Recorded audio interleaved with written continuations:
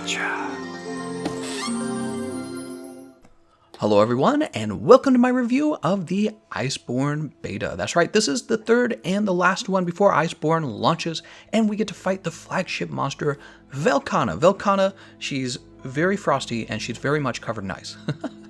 So we finally get to fight her, and so far the experience has actually been really good. I've been fighting her for about 7 hours, roughly 7 hours since writing this review. She's especially difficult because Capcom decided we wouldn't really get very strong armor, we wouldn't have the temporal mantle, we wouldn't have health regen augmentations, and there would be a 15-minute time limit, and you don't even get to pick your best weapon. It's just kind of whatever weapons in the beta. So it felt like some weapons maybe were doing a little better than others. It's pretty challenging, and if you actually defeat her, you get a nice little reward, okay? So I'll leave a picture of the rewards.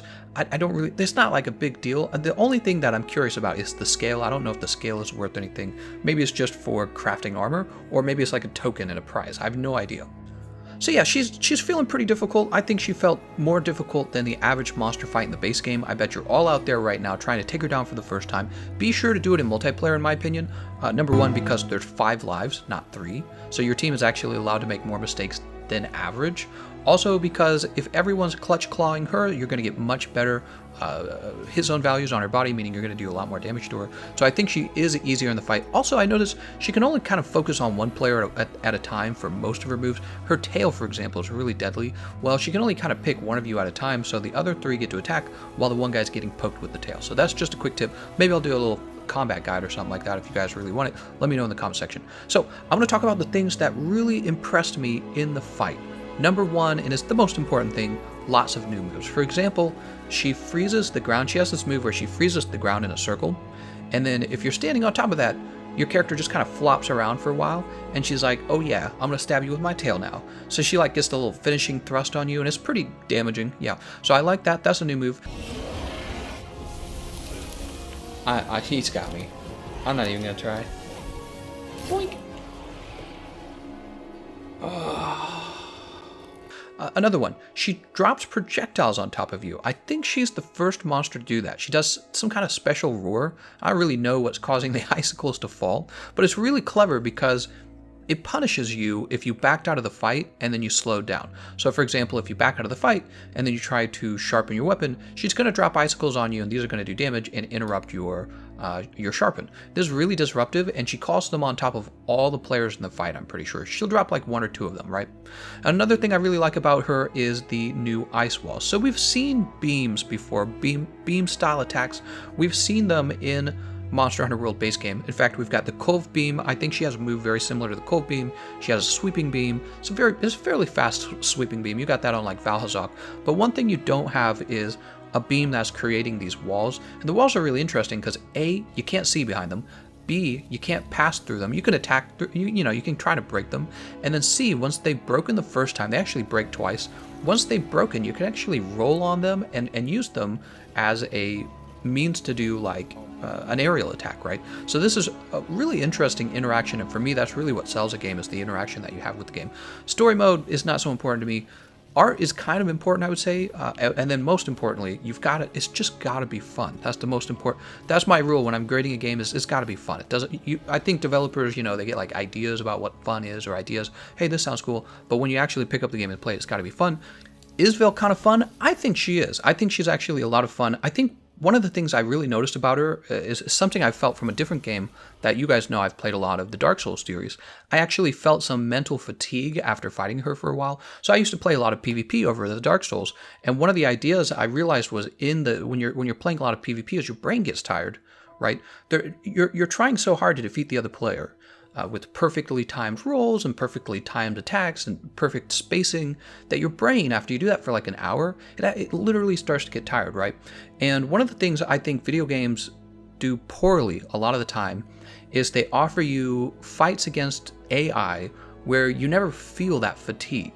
Okay, let me explain. So like Destiny is a great example. You play Destiny, you get shot out by a bunch of small little enemies that don't really do much. They mostly miss you. And then to make the fight difficult, what Destiny would do is they just scale up the damage of the fight. You don't really do a lot of thinking, you just aim and you shoot, right? And I don't know if Destiny is still that way. I haven't played Destiny in a while, maybe they've really improved it.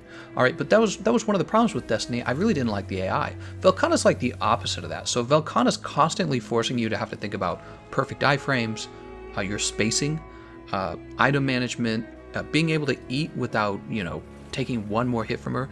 And she's so challenging that you actually experience that mental fatigue that I was so familiar with from playing Dark Souls PvP. You get that mental fatigue fighting other players who are really skilled at the game. So I think some players will find her frustrating, especially new players. If you try to defeat her for the first time, you're going to get tired, you're going to get worn out. Don't give up though, and again, definitely play multiplayer, because multiplayer I think helps a lot. And again, maybe I'll make a combat guide, but I'm not sure. So I think she does really well with difficulty. She's definitely an end game master rank fight. She's got new moves. She's looking icy as heck. Hell froze over, right? And yeah, overall the experience has been really good. One of the things I want to say about the beta as well, no bugs. The server occasionally would not let me start a match, but this is to be expected. It is a beta, and it's open to the public, and usually when you have a beta open to the public, the server fills up. But it really wasn't that bad. It was like you would wait like 10 seconds and then it would start up again, so very short waiting times. And then finally, there's just a lot to review anyways. There's been a lot of balance changes to the weapons. There's been things to think about, I guess, is the other thing. So like you're fighting her, and one of the questions you're asking is, how often should I use the Clutch Claw? The Clutch Claw, by the way, it's really effective against Velkhana, because Velkhana, a lot of her moves don't really...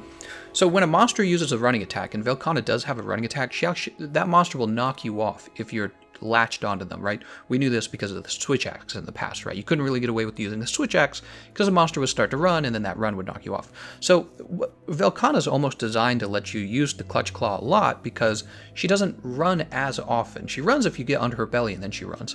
But for the most part, she uses her ice beams, and she uses her tail attack, and this gives you an opening to use that Clutch Claw over and over and over again. So I wasn't so sure about some of the other monsters from the previous beta testings. Clutch Claw didn't feel so satisfying.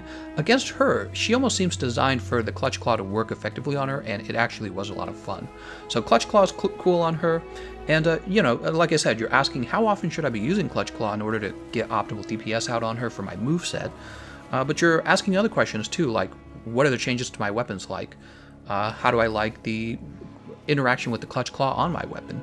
And most importantly, I think probably the thing that stood out to me, if you're talking about a general sense and not just Velkhana, one of the things that stood out to me the most was how is this going to affect weakness exploit and how is this going to affect max might.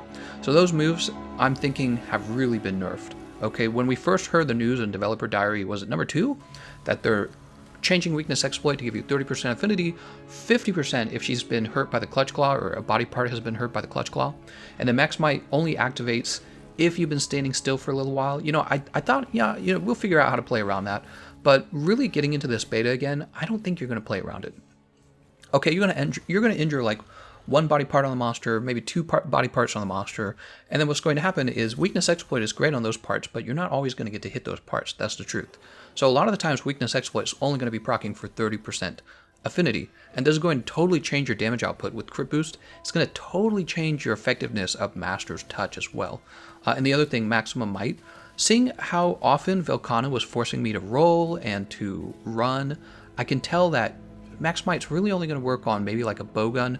The bowgun's kind of standing further away and strafing at an angle, and then max might's going to kick in. So for most weapons, you're either going to be forced to take 5 levels of max might or not use max might. So I'm thinking that max might, weakness exploit, they've actually been nerfed pretty hard. This also affects crit boost, and it affects Master's Touch. So yeah, there's a lot of things we've been trying out in the beta. It's been really interesting, and I've been having a great time. And overall, I think it's been a big success. Iceborne comes out on September 6th. I hope you guys are picking it up. If you pre-order it, you get the sexy shiny knight armor. What is it? Silver Knight? But yeah, so, and that's my review of the beta. That's my review of Velkhana. Let me know what you think in the comment section. I'm going to thank you all for watching, and I'll see you guys next time.